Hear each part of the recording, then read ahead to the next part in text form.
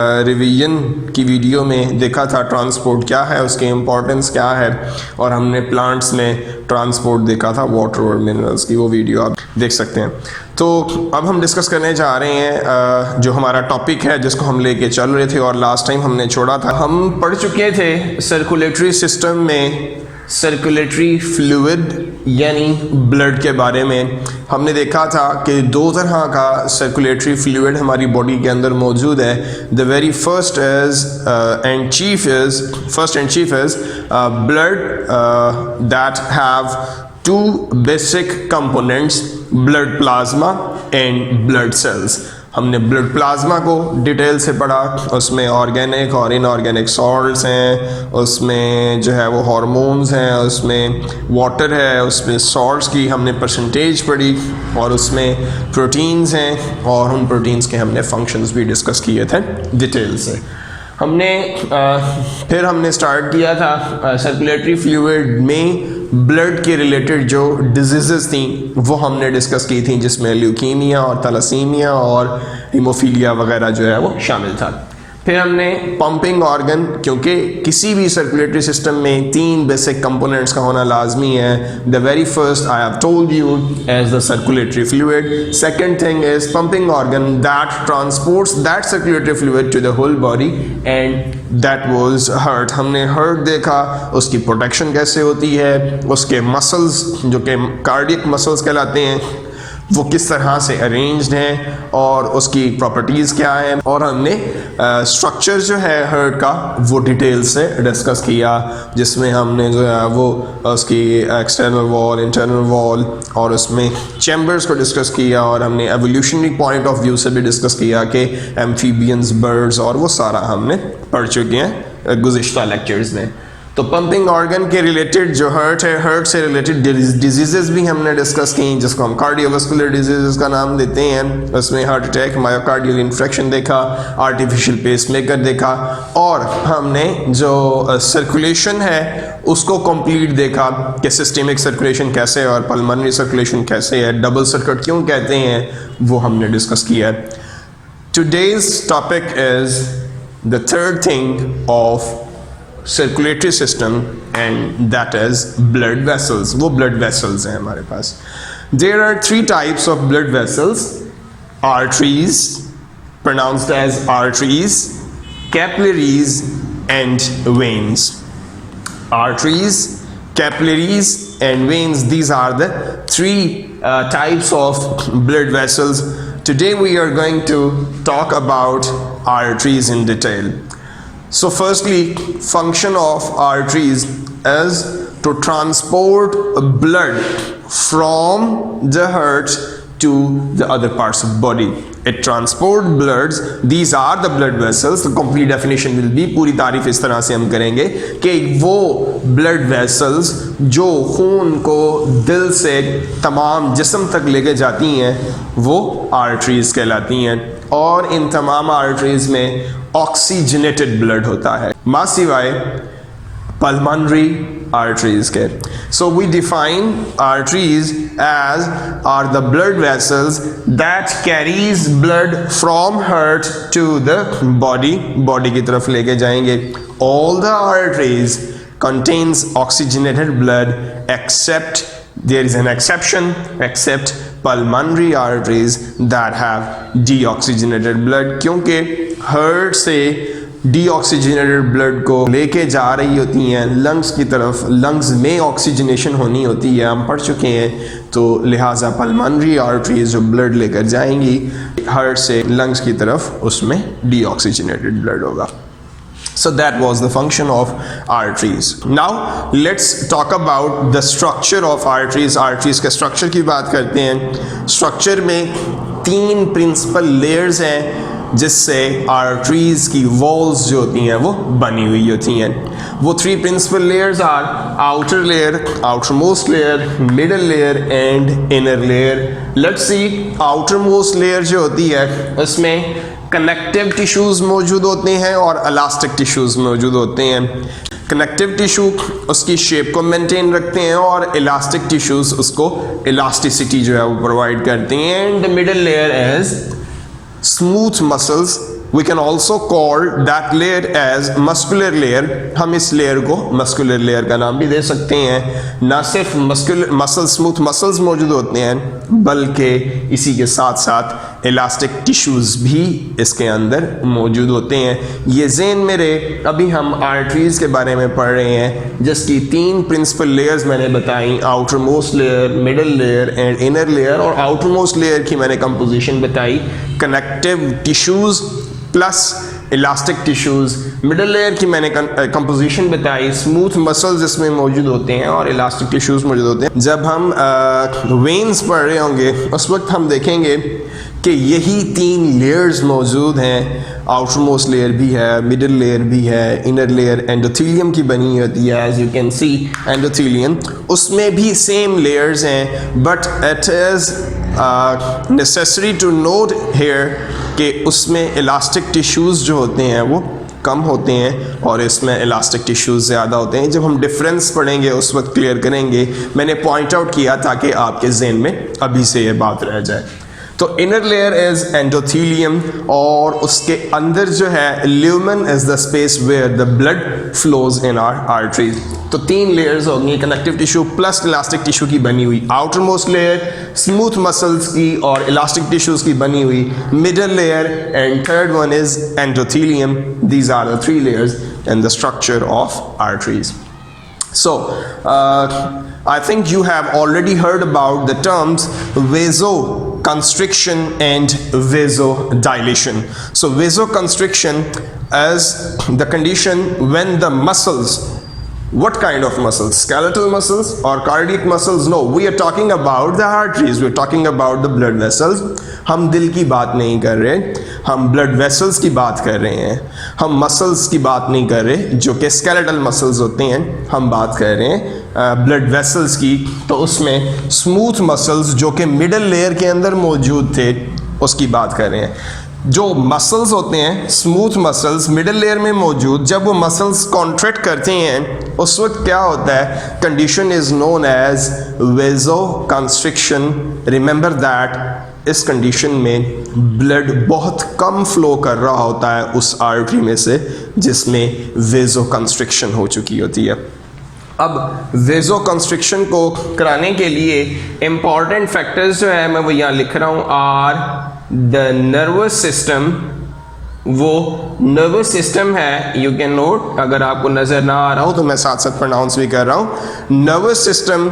And the second thing is hormonal system. जो endocrine system है वो इसको कंट्रोल करता है, किसको भाई, वेसोकंस्ट्रिक्शन को। 2 चीज़ें हैं जो कंट्रोल कर रही होती हैं, नर्वस सिस्टम हमारा और एंडोक्राइन सिस्टम जो होता है वो इसको कंट्रोल करते हैं। And the second thing is जो कि उसका उलट है वो है वेसोडाइलेशन। ये कब होता है, ये उस वक्त होता है जब स्ट्रक्चर में हमने देखा मिडिल लेयर के अंदर जो स्मूथ मसल्स होते हैं, दोज मसल्स जब रिलैक्स करेंगे, when muscles of the middle layer of arteries जब रिलैक्स करेंगे, the condition is known as vasodilation। जो blood vessels होती हैं, जो arteries होती हैं वो dilate हो जाती हैं, ल्यूमेन उनका बढ़ जाता है। ल्यूमेन क्या होता है, इंटीरियर स्पेस जहाँ पर ब्लड फ्लो कर रहा होता है, interior space where the blood is flowing। तो वेसोडाइलेशन में muscles of the middle layer of arteries relax so that जो ब्लड वेसल्स होती हैं वो डायलेट हो जाती हैं। दैट कंडीशन इज वेसोडाइलेशन और इसमें ज़्यादा से ज़्यादा ब्लड जो होता है वो आर्टरीज में से फ्लो कर रहा होता है। And the last thing is atherosclerosis. मैं इसको एक्सप्लेन करता हूँ। It is actually comprised of 2 basic things. 2 words हैं इसमें, athero and sclerosis. Let's see athero का मतलब क्या है और स्क्लेरोसिस का मतलब क्या है। दोनों टर्म्स को मिला देने से कौन सा प्रॉब्लम बनता है, आइए हम इसको डिस्कस करते हैं। एथेरियोस्क्लेरोसिस, इट इज़ एक्चुअली 2 वर्ड्स का कॉम्बिनेशन है, 2 अलग-अलग डिसऑर्डर्स हैं, अलग-अलग प्रॉब्लम्स हैं, atheroma and sclerosis. Let's see what is atheroma. Atheroma is the degradation of walls of arteries. Arteries की वॉल्स का डिग्रेड हो जाना, उसका हार्ड हो जाना, उसका जो है सख्त हो जाना। क्यों? बिकॉज वहाँ पर फैटी मटेरियल है वो जो है वो जमा हो जाता है। एक्चुअली एथरोमा का मतलब जो है वो पॉरिज है। पॉरिज मीन्स कि फैटी एसिड्स का जमा हुआ मवाद, इकट्ठा हुआ मवाद एथरोमा कहलाता है। ये एक प्रॉब्लम है रिलेटेड टू द आर्टरीज, क्योंकि हम आर्टरीज को डिस्कस कर रहे थे। तो डिग्रेडेशन हो जाती है आर्टरीज की वॉल्स की, और नतीजा निकल सकता है कि थ्रोम्बोसिस हो जाए। थ्रोम्बोसिस क्या होता है कि उसमें फैट्स या जो कोलेस्ट्रॉल है वो जमा हो जाता है आर्टरीज के अंदर। That may lead to the blocking of that specific part of the artery. Artery का वो पार्ट जो है वो ब्लॉक हो सकता है। उस ब्लॉकिंग के नताइज क्या निकल सकते हैं वो फिर हम आगे चल के डिस्कस करते हैं। और इसके कॉजेज़ क्या है? कॉजेज़ है जी फैटी एसिड्स की डेपोजिशन हो जाना। क्यों? क्योंकि फैटी एसिड्स जो है हम ज़्यादा कंज्यूम कर रहे होंगे और फैटी फूड हम खा रहे होंगे, दैट्स वाई मे बी। और हाई ब्लड कोलेस्ट्रॉल का होना ये भी रीज़न है इसकी एथरोमा की। एथरोमा, जैसा कि हम एथेरोस्क्लेरोसिस को डिस्कस कर रहे हैं तो उसमें एथरोमा पहला प्रॉब्लम था और दूसरा प्रॉब्लम स्क्लेरोसिस है। जब ये दोनों प्रॉब्लम्स इकट्ठे हो जाते हैं तो बन जाता है एथेरोस्क्लेरोसिस। तो एथरोमा हमने देखा क्या है, वॉल्स की डिग्रेडेशन होना। स्क्लेरोसिस की तरफ आते हैं हम। Sclerosis is the degeneration of arteries. अब डिग्रेडेशन और डीजेनरेशन मिलते जुलते टर्म्स हैं, लेकिन आर्टरीज के अंदर जो उनकी फंक्शन करने की एबिलिटी होती है वो ख़त्म हो चुकी होती है। क्यों ख़त्म हो चुकी होती है? रीज़न हो सकती है एडवांसिंग एज का बहुत ज़्यादा होना, या फिर एथरोमा की वजह से, जो कि हम पहले प्रॉब्लम डिस्कस कर चुके हैं, उसकी वजह से हो सकता है कि स्क्लेरोसिस हो जाए। और हार्डनिंग ऑफ मिडल लेयर, जिसकी वजह से, जो कि बेसिक प्रॉब्लम है जिसकी वजह से स्क्लेरोसिस हो सकती है, कि हार्ड हो जाती है जो मिडल लेयर होगी, यानी उसमें जो इलास्टिसिटी होगी वो ख़त्म हो जाएगी। ये इलास्टिसिटी ही है जिसकी वजह से आर्टरीज जो होती हैं वो ब्लड को ट्रांसपोर्ट करने के काबिल होती हैं। तो मिडल लेयर में इलास्टिक टिश्यूज़ ज़्यादा मौजूद होते हैं और उसमें स्मूथ मसल्स भी होते हैं। मस्कुलर इलास्टिसिटी की वजह से और इलास्टिक टिश्यूज़ की वजह से वो फंक्शन कर पा रही होती है। जब वो मिडल लेयर जो होगी डिजनरेट हो जाएगी, उसमें हार्डनिंग हो जाएगी, that artery will no more be able to transport blood like a normal. जो आर्टरी होती है हमारे पास, कॉजेज़ मैंने जैसे पहले बताए, थिकनिंग हो जाती है, हार्डनिंग हो जाती है मिडल लेयर की, इसलिए जो है वो स्क्लेरोसिस, जिसको हम आर्टीरियोस्क्लेरोसिस कंप्लीटली नाम देते हैं, arteriosclerosis. Remember that these are the different terms, that is atherosclerosis and that is arteriosclerosis. इसलिए मैंने सिर्फ इसको स्क्लेरोसिस लिखा कि आप जो है दोनों टर्म्स को मिक्स ना कर बैठें। That is atherosclerosis and that is artery से आर्टीरियोस्क्लेरोसिस, जिसमें डिजनरेशन हो जाएगी आर्टरीज की, लॉस ऑफ इलास्टिसिटी हो जाएगी। क्यों होती है? क्योंकि थिकनिंग हो जाएगी, हार्डनिंग हो जाएगी मिडल लेयर की, या फिर बढ़ती हुई उम्र इसकी वजह हो सकती है, या फिर इसकी वजह हो सकती है एथरोमा। तो दोनों प्रॉब्लम्स को मिला दिया, जब दोनों प्रॉब्लम्स किसी पेशेंट को इकट्ठे हो रहे हैं, that is called as atherosclerosis, जिसके बारे में यहाँ डिस्क्राइब किया गया है कि narrowing and hardening of arteries, कि जो आर्टरीज होंगी वो नैरो हो जाएंगी और हार्ड हो जाएंगी। जैसे मैंने बताया, इलास्टिसिटी ख़त्म हो जाएगी, इलास्टिसिटी ख़त्म तो फिर वो ब्लड को नॉर्मल वे से ट्रांसपोर्ट करने के काबिल नहीं होगी। दैट कैन बी फैटल, ये मौलिक हो सकता है। जैसे हमने कहा था कि थ्रोम्बोसिस हो सकती है एथरोमा की वजह से, और स्क्लेरोसिस भी साथ हो गई है। तो थ्रोम्बस फॉर्मेशन की वजह से, प्लैक फॉर्मेशन की वजह से जो आर्टरीज हैं वो ब्लॉक हो सकती हैं। लेट्स सपोज वो ब्लॉकेज आई है कहीं ब्रेन में, लेट्स सपोज वो ब्लॉकेज आई है किसी हार्ट की आर्टरी में। हमें पता है कि हार्ट की आर्टरीज को हमने नाम दिया था, नाम देते होते हैं कोरोनरी आर्टरीज, और जो ब्रेन में आर्टरीज मौजूद हैं उसमें अगर कहीं ये थ्रोम्बोसिस आती है और वहाँ ब्लॉकेज आती है तो दैट पार्ट जिसको वो आर्टरी ब्लड सप्लाई कर रही थी उसको ब्लड नहीं मिलेगा, उसको एनर्जी नहीं मिल पाएगी, उसको ऑक्सीजन नहीं मिल पाएगी, तो that part will be damaged, वो डैमेज हो जाएगा। वो भले ब्रेन का पार्ट हो, वो भले हार्ट का पार्ट हो। अगर तो वो ब्रेन का पार्ट है तो ब्रेन से रिलेटेड डिजीजेज, अल्जाइमर डिजीज़ है, पार्किंसंस डिजीज़ है, वो डेवलप हो सकती हैं। और अगर हार्ट के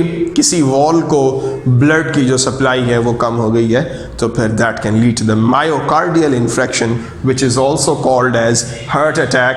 तो ये फैटल हो सकती है, मे प्रूव फैटल अगर ये ब्रेन डैमेज करे और अगर ये हार्ट अटैक का बायस बने। क्यों बनेगी? Because of the thrombus formation, because of the thrombosis. So that was all about the lecture upon arteries। क्या है arteries का function, क्या है arteries का structure, क्या है arteries से related disease, arteriosclerosis हमने डिस्कस की, और बीच में हमने डिस्कस किया था vasoconstriction क्या है, vasodilation क्या है।